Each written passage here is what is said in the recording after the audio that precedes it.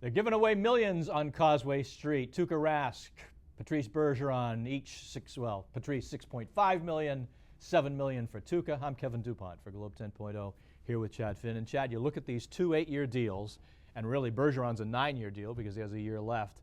If you look at them, $6.5 for Bergie, $7 million for Tuukka. Which of those two you think is the higher risk? I think it's probably Bergeron just because of the injury history, and you hate to think of that. But he had the concussion issues. His career was, I guess you could say, it was in jeopardy at certain points. Sure it was. You're wondering if his life was in jeopardy. If he was going to come back, if he would be the same player. It's really been a best-case scenario with him over the last 2 or 3 years. So there's always that risk. I'm really, I don't think we say this often about guys, but I'm really glad to see him get this security. He's a guy who earned it. And he's a guy who earned it the hard way. Yeah, and of the $52 million he gets the first $38 million in the first 5 years of the deal. So I fully expect he will not fulfill the entire contract. Yeah. That's not to speak to his character. I just think when you look at the math and you see how it's divided out. What is he, 28 now? He's going to be 28 this month. So 29 would be the extra year, and then the 8, so 37. Yeah. I just don't see it for him. I don't. And again, it could be wrong, and maybe he sticks around. I think by the way these deals are structured, he probably have virtually all his money after 5 years anyway, in terms of a guarantee.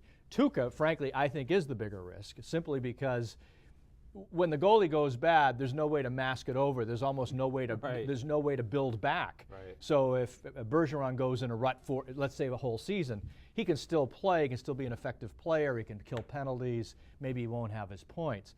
But when the goalie goes bad, it's over, right? My favorite comment on these things is the goalie's half the equation until he stinks, and he's 90% of the problem. So I think, and as much as that, I'm saying that, I think Tuukka, I don't know if you're as convinced as I am. You convinced he's elite, number one?